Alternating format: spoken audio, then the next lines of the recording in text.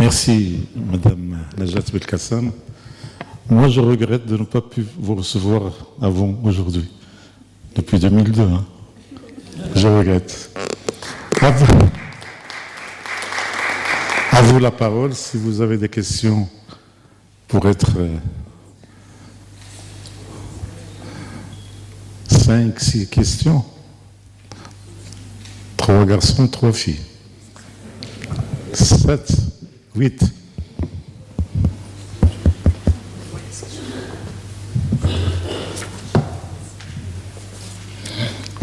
Des questions, pas des exposés ou des cours. الاسم مروان أخت مريم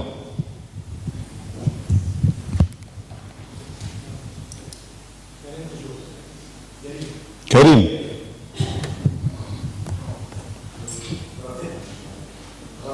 رفيق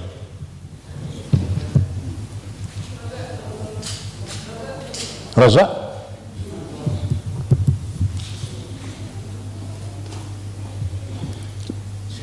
صحو بدريس ليلى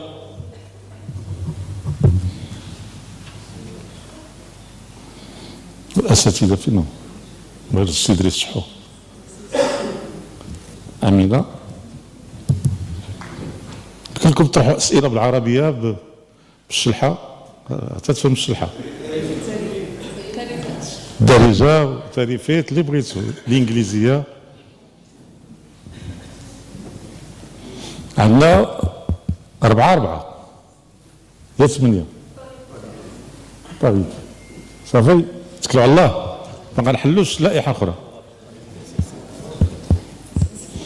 بالمناسبة راه حنا غنديروا صورة عائلية صورة جماعية في الآخر هنايا ماشي برا جو فيرم ناعمة غلباتكم لائحة العيالات 5-4 ندير سؤال ندير bien sûr je veux moi je veux toujours on commence Marwan.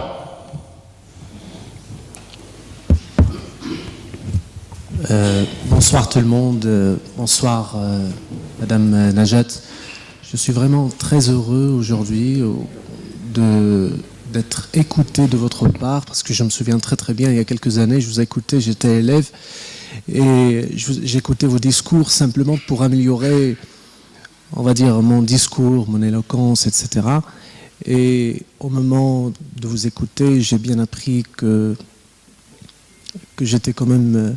Bon, j'étais très influencé quand même par vos discours et aujourd'hui, enfin ce soir, je suis très heureux de vous interroger et de vous voir en chair et en os. Voilà. Tout à l'heure, vous parlez des femmes et j'avais cette impression que vous faites toujours, chaque fois que l'on parle d'ailleurs des femmes, on met toujours en valeur ce que les femmes font dans leurs activités professionnelles. Mais on ne met jamais en valeur ce que les femmes font dans leur maison. Et vous avez parlé, tout à l'heure ma professeure Madame Lehioui a parlé de sa mère et ça m'a fait penser à la mienne aussi.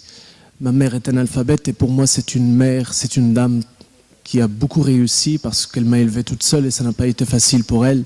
Une femme non diplômée, analphabète, et ça m'a beaucoup aidé, donc elle m'a beaucoup aidé pour que je fasse des études. Je les ai faites grâce à elle et aujourd'hui je suis redevable à cette femme. Donc ce n'est pas cette femme manque de lumière et de projection, et pour moi c'est une femme modèle. Et on ne parle jamais de la femme quand elle est chez elle, quand elle fait, bon je ne sais pas, quand elle fait des actes qui ont tendance à paraître simples, mais ce sont des actes qui ont quand même une certaine importance. Par exemple, préparer à manger, donc, vous savez, c'est un signe d'amour, c'est un acte d'amour. Et j'ai été interpellé par une deuxième idée c'est que quand vous avez parlé des changements qui ont été promulgués dans le cadre des lois, etc., donc est-ce que vous êtes satisfaite du statut actuel de la femme au Maroc après ces changements-là? Et je vous remercie. Voilà. Madame la ministre, مرحبا يسمى مجموعة طرفي. Alors pour affronter le trac et rester structuré, je vais lire ma question. En tant que doctorante en sociologie et documentation sociale et développement local, je m'intéresse particulièrement à la manière dont les actions politiques sont interprétées et reconstruites au niveau social, cette manière dont les politiques publiques prennent sens dans l'espace social au-delà de leur intention initiale. Et dans ce sens, et même si j'ai eu une partie de votre réponse lors de votre intervention, je reviens au passage, à votre passage au ministère en tant que ministre. Quelle a été la tension la plus forte entre votre volonté de réduire les inégalités à travers des politiques concrètes et la manière dont ces actions et votre propre figure étaient perçues et débattues dans l'espace public? Merci.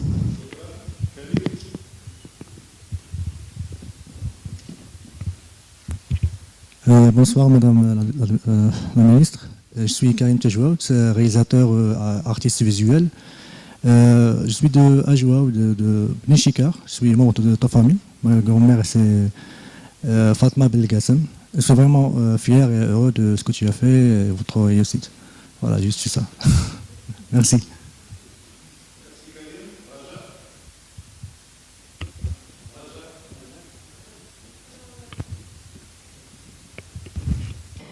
Bonsoir tout le monde et je me présente à la Ramdol, je suis professeure à l'université Mohamed V, spécialisée en histoire de l'art, l'architecture et le patrimoine culturel et secrétaire générale du Conseil international des musées au Maroc. Alors tout d'abord, je tiens à vous dire, Madame Najat Vallaud-Belkacem, que j'ai une grande admiration pour votre parcours.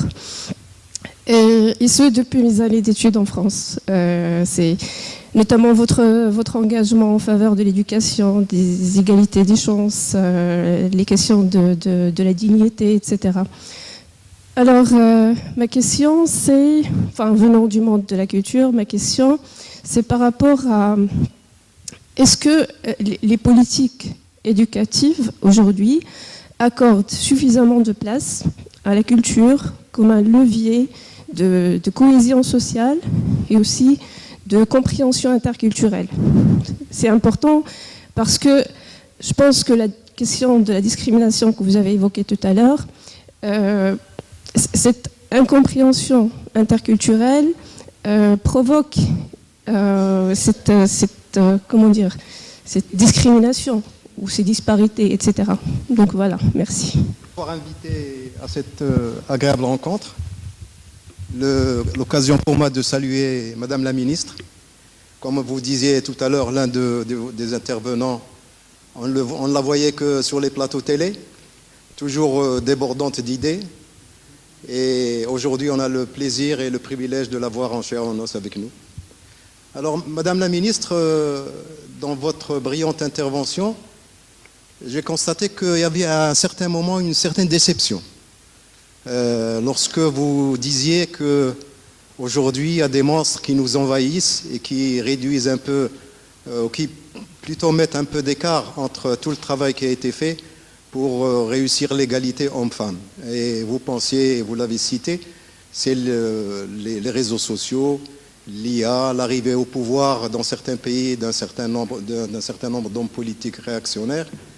Et ma question, c'est aujourd'hui justement, vous avez été responsable de l'éducation, est-ce qu'aujourd'hui l'école peut justement faire face à cet envahissement?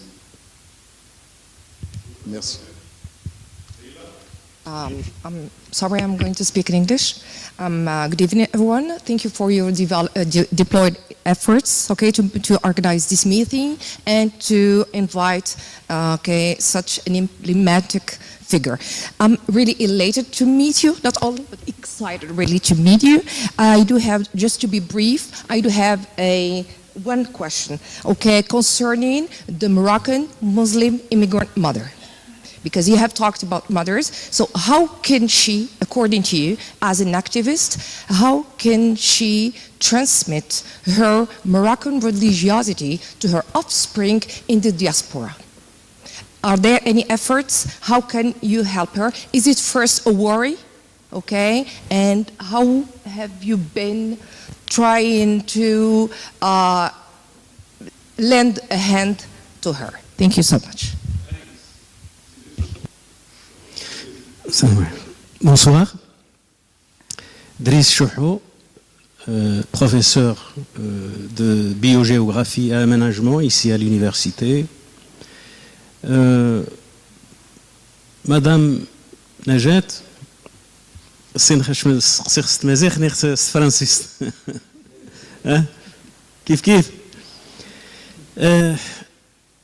je salue votre parcours excellent, bien sûr, parcours de la vie très très réussi depuis que vous êtes parti du Maroc en s'installant en France, et puis votre formation à Sciences Po, et puis votre engagement dans la politique.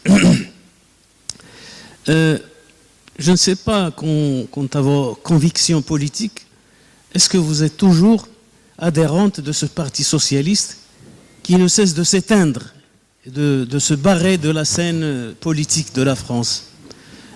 Étant vécu en France dans les années entre 86 et 93, le Parti socialiste était au pouvoir, était à son apogée. Mais maintenant, c'est plutôt les extrêmes qui gouvernent la France actuellement. C'est ou le Rassemblement national ou la France insoumise. Entre les deux, la droite classique et le Parti socialiste, ils font plus, comment dirais-je, ils sont plus sur la scène comme autrefois. Et je trouve que maintenant, j'avoue que j'éprouve beaucoup plus de sympathie à Jean-Luc Mélenchon, dont le parti a bien émergé et qui défend les valeurs humanistes de la France créatrice des droits de l'homme, et dont les droits de l'homme reculent de plus en plus. Je vous demande, est-ce que vous vous reconnaissez toujours dans le Parti socialiste? Voilà. Merci. Shukran Jazil. Bonsoir, merci beaucoup pour votre invitation, notre cher frère Si Mohamed et notre professeur Delouiche. Aussi mes sincères remerciements pour notre invité d'honneur à notre université Mohamed El Khamis, et nous saluons beaucoup votre courage. Premièrement, aussi tout ton parcours qui nous honore tous, femmes et hommes.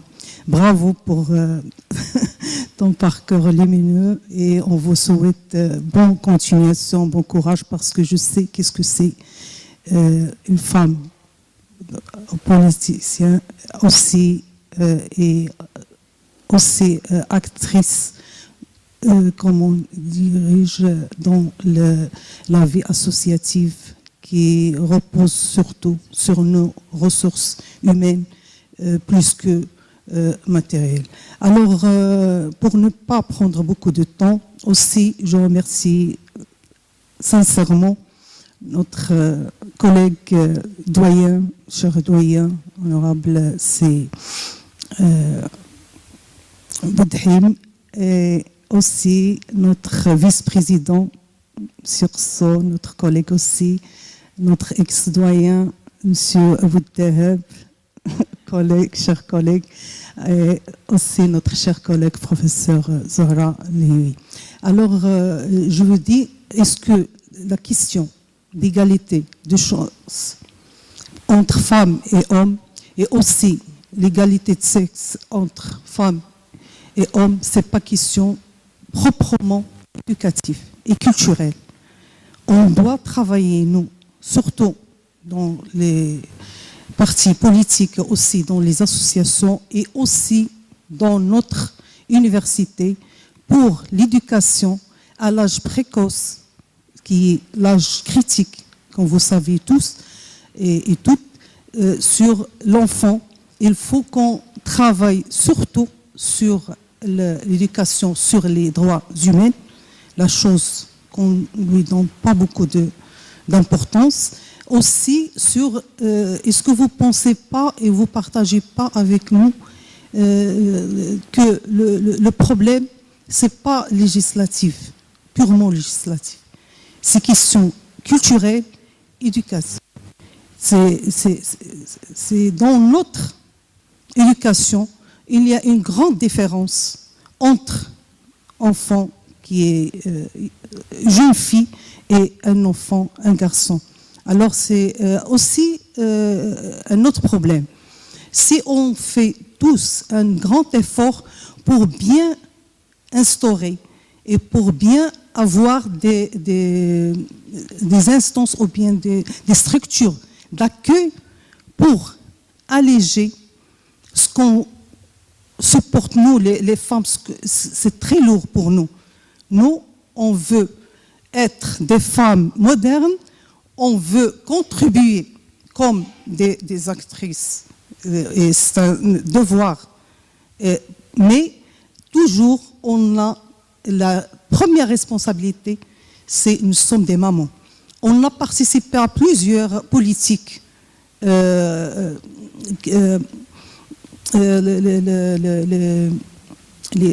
politiques familiales, mais on n'arrive pas. Par exemple, si on parle de l'expérience du Canada, ils ont bien donné aussi cette responsabilité, ou bien le congé, par exemple le congé de maternité aux hommes, mais ils n'ont pas pu supporter, ou bien après ils ont abandonné. Pourquoi? Parce que c'est culturel. Je ne prends pas beaucoup de temps des autres.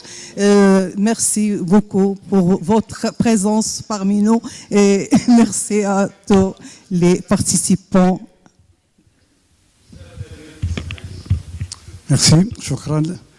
Ismaïl Nadir, professeur à la faculté de droit de l'université de Moulay Ismaïl. Je suis très honoré d'être présent parmi vous ce soir. Merci vivement à mon ami, mon frère, Mohamed Darwish, le président de la fondation Fikr. Merci à Madame la ministre Najat Al-Qasmi d'être présente, aussi de partager ses perspectives. Mes remerciements s'adressent aussi à mes collègues et amis Zora Abou-Dawab, monsieur le vice-président et monsieur le doyen. Je n'ai pas de questions particulières, mais mes questions rejoignent les interrogations déjà évoquées dans l'intervention excellente présentée par Madame la ministre. Particulièrement, on a parlé de rétablir les égalités entre les femmes et les hommes, et aussi de faire un combat juridique, législatif, pour pouvoir aller de l'avant et donner à la femme sa place qui lui revient, en essayant de faire des réformes continues. Il a évoqué la loi française.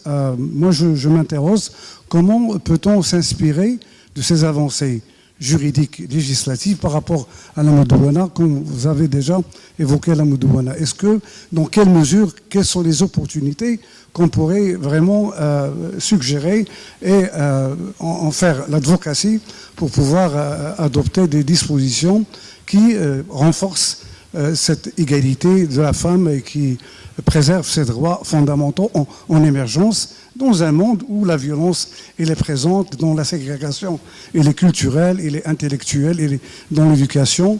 Comment la loi, comment la Moudouana pourrait vraiment, notre Moudouana, comme vous avez un regard sur la législation française et la législation marocaine, comment allons-nous vraiment essayer de relever ces défis, alors que la Moudouana est toujours un chantier ouvert, comme Sa Majesté l'avait annoncé. Sur un autre aspect, par rapport à l'intelligence artificielle et à l'enseignement supérieur. C'est vrai, on constate quotidiennement, il y a quand même une attaque aux qualités cognitives des enseignants, aussi des étudiants, et qu'on a des phénomènes de dérive, le chat GPT, etc. Comment allons-nous vraiment faire face à cette situation qui met en danger non seulement la qualité de l'enseignement supérieur et la recherche scientifique, mais aussi sur d'autres aspects éthiques, etc. Donc j'aimerais bien savoir vos perspectives par rapport à ceci, et merci.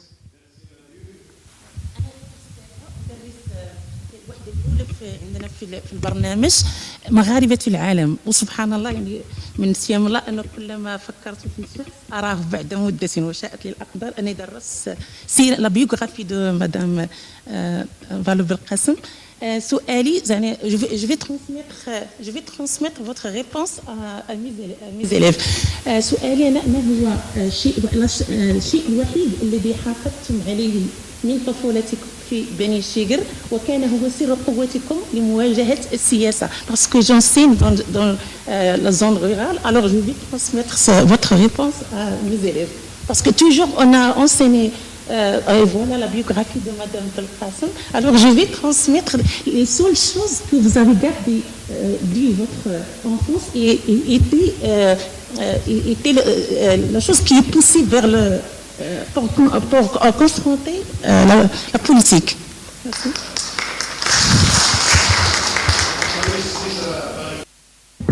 Est-ce que oui, ça marche. Okay. Merci beaucoup. Encore une fois, je suis très touchée que vous soyez mobilisés tard comme ça ce soir. Et pour vos questions, tous. Tu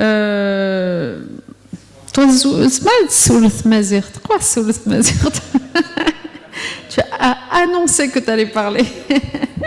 Ok. Bah, ravi aux compatriotes de Beni Chiker. Merci beaucoup d'avoir pris la parole aussi. Par quoi commencer ? Bah d'abord, parce que vous avez dit, Merwan, c'est ça, sur le fait que on met en valeur ce que les femmes font dans la vie professionnelle, mais pas dans la vie personnelle, et ça a été redit aussi par quelqu'un d'autre. Je suis complètement d'accord avec vous. En fait, c'est vraiment, c'était le sens de mon propos, et en fait, le sens de mon propos tout à l'heure, c'était de dire. En fait, il faut revaloriser ce qui se passe dans le foyer, en fait. Mais que ce qui se passe dans le foyer, notamment pour faire grandir les enfants en bonne et due forme, il n'y a pas de raison que ça ne pèse que sur les épaules des mères, en fait. Il faut que ça pèse aussi sur les épaules des pères. Mais moi, je rêve d'une société dans laquelle on soit capable de valoriser les deux pans de notre vie. Et vous avez raison de dire que c'est pas simplement en plus le temps passé à cuisiner, etc., à s'occuper des choses matérielles, mais qui font qu'on se sent bien dans le foyer. C'est aussi les conseils, l'écoute. Et moi aussi, tout ça a énormément compté pour moi. Donc voilà. Donc on est d'accord là-dessus. Sur le statut actuel de la femme au Maroc et notamment à l'aune de la réforme récente de la Moudawana qui est en effet toujours en chantier, ça a été évoqué par plusieurs d'entre vous. Je pense que vous êtes mieux placé que moi pour porter un jugement, honnêtement. Hein, je voudrais pas, sembler juger de l'extérieur cette chose-là. Moi, je constate quand même qu'il y a des avancées. Si je regarde pourquoi se battaient les associations, justement, on n'est pas encore au bout, n'est-ce pas ?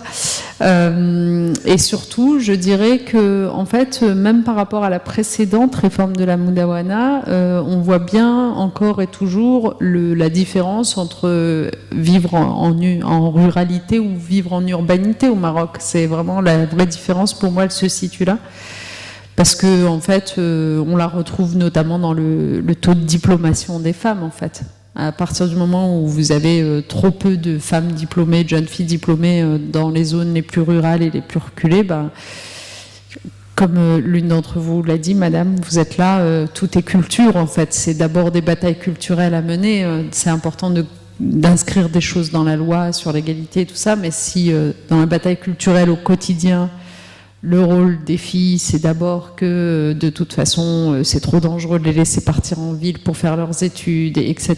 Puis il faut qu'elles se marient jeunes. Et bon, bah, cette culture-là, elle s'opposera toujours au progrès législatif. Donc, moi, j'ai envie de dire que s'il fallait, disons, prioriser les combats à mener ici, ce serait pas simplement de continuer à faire évoluer la loi sur des aspects très pratiques et notamment tout ce qui concerne le véritable partage de l'autorité parentale. J'ai l'impression que c'est des choses un peu sérieuses, notamment pour les couples qui se séparent. Mais c'est pas seulement de faire avancer ces aspects législatifs, c'est aussi finalement de mener un travail de lobbying pour que l'éducation soit amenée en ruralité, parce qu'en fait l'éducation c'est quand même l'émancipation, c'est la garantie qu'à un moment donné les femmes et les hommes seront en capacité de faire valoir cette égalité qui leur est donnée par la loi. Voilà, donc voilà.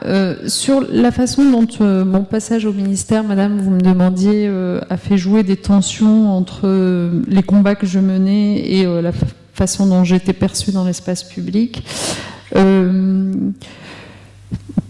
C'est vrai que j'ai pas vraiment eu l'impression d'être une responsable politique comme les autres, en fait.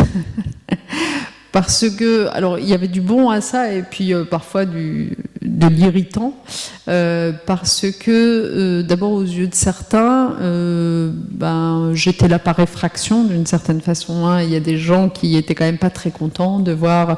C'est vrai que je cumulais quand même beaucoup de choses, hein, parce que j'étais la première femme à être ministre de l'Éducation nationale. Il n'y a jamais eu de femme avant dans cette fonction-là.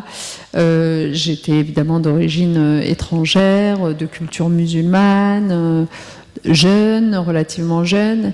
Et même, j'ai envie de vous dire, s'agissant du ministère de l'Éducation, quelque part, même si ça n'a jamais été vraiment exprimé comme ça, mais quelque part, je le ressentais, moi. J'étais surtout la première personne à être ministre de l'Éducation nationale en ayant fait ma scolarité, d'abord complètement dans le public, évidemment, mais même au sein du public, dans ce qu'on appelle l'éducation prioritaire. Et ça, c'est quand même des petits tabous qui demeurent, y compris dans le monde politique français, où grosso modo, voilà quoi, on met ses enfants plutôt dans le système privé, alors qu'on est censé s'occuper du système public. Je veux dire, il y a peu d'hommes politiques qui vraiment connaissent la vie, l'expérience que font des gens qui passent par l'éducation prioritaire, par les quartiers populaires, etc. Donc c'est vrai que tout ça a fait de ma figure une figure à la fois regardée avec beaucoup d'inquiétude et de méfiance par tout un tas de gens très conservateurs qui trouvaient pas ça légitime, au fond, que je sois là. Et en même temps, une figure très appréciée aussi par d'autres. Hein. C'est pour ça, il y a toujours un revers de médaille. Et donc, j'avais le sentiment que quoi que je dise ou quoi que je fasse, de toute façon, ça passait pas inaperçu. Il y a des ministres, des fois, ils peuvent quand même adopter des choses sous les radars sans qu'on en fasse forcément une immense polémique. Moi, la moindre virgule que je touchais, quelque part, elle faisait polémique. Donc, c'est plutôt ça, la tension. Et en même temps, j'ai envie de dire, vous savez, je sais pas ce que vous faites, vous êtes enseignante-chercheuse aussi ? Bon, ok, doctorante. Bon, vous le verrez alors dans votre vie future à venir, que j'espère pleine de succès. En fait, c'est l'adversité qui vous construit aussi, c'est vraiment l'adversité. Donc plus justement la société, le regard public, les observateurs vous mettent en tension parce que y a cette polarisation, c'est-à-dire certains vous adorent mais d'autres ne vous aiment pas, etc.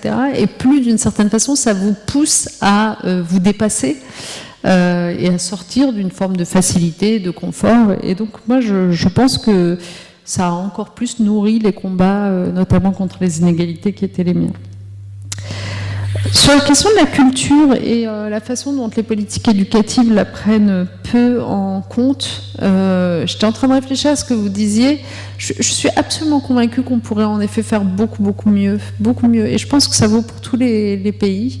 Parce que quelque part, c'est un peu comme si aujourd'hui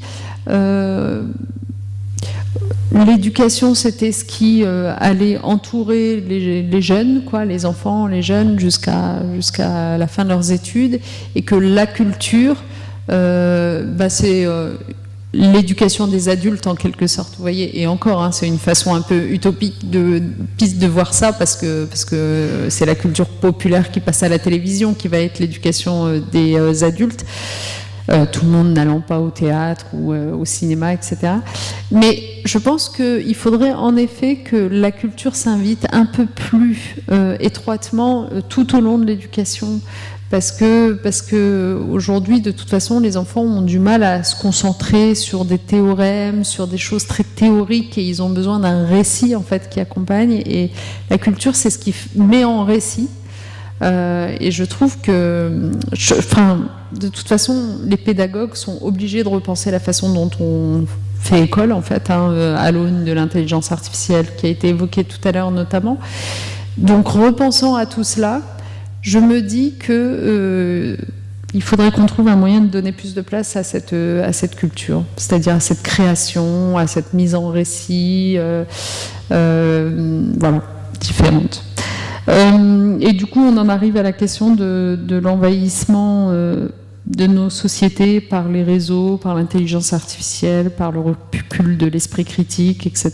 Et qu'est-ce que l'école peut faire par rapport à tout ça ? Moi, je crois énormément à l'école. Je pense qu'il faut vraiment qu'on repense notre façon de faire école. Je le redis à nouveau, parce qu'il y a plein de choses qui ne peuvent pas fonctionner comme avant, c'est évident. On ne peut plus décemment donner des devoirs à faire à la maison qui seront ensuite notés, puisqu'on sait très bien qu'une bonne partie des élèves va les faire sur ChatGPT. Donc du coup, plutôt que de s'obstiner dans un monde qui n'existe plus ou se dire comment on va leur interdire d'utiliser ChatGPT à la maison, en fait, il faut juste changer son modèle. Par exemple, les modèles qui existent d'ailleurs un peu de façon expérimentale de classe inversée, où on demande aux élèves de lire des choses à domicile et ensuite les exercices on les fait en classe et le temps passé en classe ça n'est que du temps interactif, etc. Ça me paraît être assez pertinent dans ce moment-là. Je pense aussi que plus que jamais on va avoir besoin de l'école pour construire la citoyenneté, et notamment tout ce qui relève de l'esprit critique, parce qu'en fait maintenant ça va être l'une des choses les plus précieuses à défendre, notre attention et notre capacité à prendre du recul, enfermés dans toutes ces boucles qu'on évoquait, conversant tous les jours avec un robot qui vous dit exactement ce que vous avez envie d'entendre, etc. Donc on va vraiment avoir besoin de cet esprit critique, et je pense que jusqu'à présent c'était un peu, disons, une dimension de la scolarité. À mon avis, ça doit devenir la dimension centrale de la scolarité. Et puis, enfin, qu'est-ce que j'ai oublié comme question ? Est-ce que je suis toujours adhérente au Parti Socialiste et est-ce que je m'y reconnais toujours ? Oui, je suis toujours adhérente au Parti Socialiste. Je trouve que c'est devenu un peu complexe la politique gauche, la politique de manière générale est devenue complexe depuis plusieurs années en France parce que on a vécu quand même depuis 9 ans maintenant sur une espèce d'illusion qui n'avait... qui s'est effondrée très vite, mais qui, du coup, a fait du mal pendant longtemps, cette illusion du ni droite ni gauche, en gros, pour dire les choses rapidement, qui s'est avérée être bien souvent du et de droite, mais qui, du coup, a installé, un peu comme dans 1984, le roman, une espèce de novlangue, avec des mots qu'on utilise pour dire des choses alors qu'on fait le contraire et tout ça. Et donc, du coup, une perte de confiance complète à l'égard de la politique, je pense, de nombre de nos concitoyens.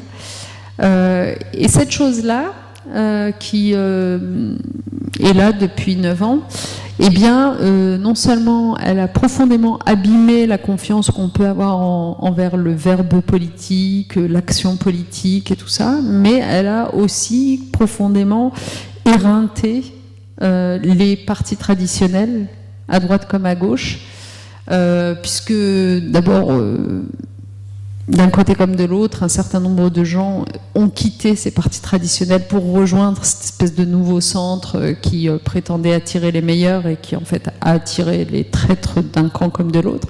Mais du coup, ça a fait beaucoup de mal parce que ça donnait l'impression que tout le monde allait à la soupe, en fait. Et puis ensuite, on est dans une période de radicalité, de demande de radicalité, et donc ça sert aussi des familles politiques comme celle que vous avez évoquée, la France Insoumise par exemple, à gauche. Moi, je continue à me dire qu'on a besoin...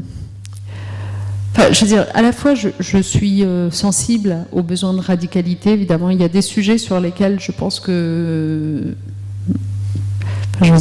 ça suffit, en quelque sorte. Il y a des sujets sur lesquels ça suffit. En fait, il va vraiment falloir de la radicalité pour lutter contre les inégalités sociales, pour affronter le changement climatique, pour mettre fin à des choses insupportables. Oui, il faut de la radicalité. Après, moi je me dis que les sociodémocrates, donc les socialistes en l'occurrence, ont quand même beaucoup à apporter à cette mise en œuvre de cette forme de radicalité, dans le sens où il faut quand même aimer exercer le pouvoir et vouloir exercer le pouvoir. Or, ce que je reproche à un certain nombre de familles politiques qui ne sont que dans la radicalité, c'est que fondamentalement, n'étant jamais prêtes à composer, ne serait-ce qu'un tout petit peu sur rien, à un moment donné, elles ne feront jamais le moindre petit pas. La social-démocratie, à mon sens, c'est ce qui, tout en ayant des valeurs de gauche, dit, ok, ce qu'on pense juste, ce serait d'avoir, je sais pas moi, 1 million. On n'arrivera pas à obtenir les 1 million, mais on va prendre les 600 000. Ok. La trop grande radicalité, c'est ce qui vous dira, ce qu'on pense juste, c'est 1 million. Quoi? Vous proposez que 600 000? Non, on va pas prendre les 600 000, on va continuer à se battre dans la rue. Mais en fait, pendant ce temps-là, il y a des gens qui souffrent. Pendant ce temps-là, il y a des gens qui ont besoin des politiques publiques, des prestations sociales ou que sais-je. Et donc, moi, je pense que c'est bien d'y penser et de savoir faire des compromis souvent. Voilà, qu'est-ce que je peux vous dire d'autre? Ça, j'ai répondu. Ça aussi, en fait, j'ai tout répondu, ce qui est génial, parce que comme ça, je vais pouvoir vous autoriser à aller dîner. J'espère que j'ai oublié personne, mais je crois bien que j'ai à peu près tout dit. Et madame, I will come back to you because that's not a problem that I'm dealing with, but I'm interested in your experience. Thank you so much. Voilà, merci infiniment pour vos questions, c'était un plaisir. Merci encore. Merci, Madame Najat Belkacem. Merci à vous tous. نمر لما قبل النهاية باش نسجلوا في الميموار ديال مدام نجاة بالقاسم هاد الباساج. هذه هدية غيسلمها السيد عميد الكلية سي زكريا بودحيم المدام نجاة بالقاسم.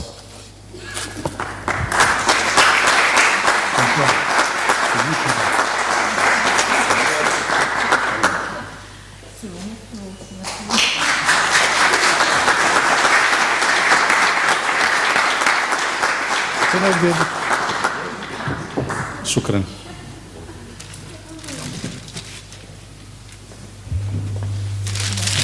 هذه هدية أخرى un autre cadeau pour madame, sauf que c'est un cadeau fermé et les clés de ce cadeau sont chez la maman de Najat.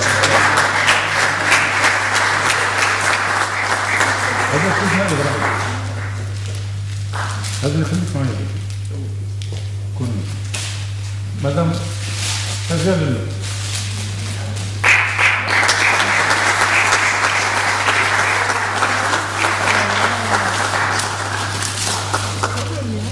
c'est elle qui a les clés et vous voyez c'est la maman. Oh là là, mais quelle bonne idée. Ouvrez. Oui, ouvrez. Ouvrez, ouvrez, ouvrez, ouvrez.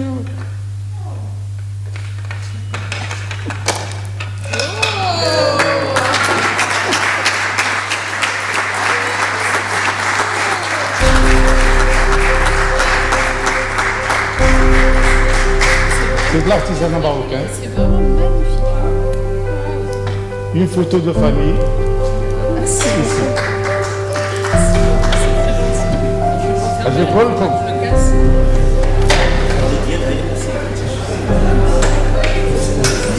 السلام عليكم. الحجة واش تقيل؟ لاباس تجي؟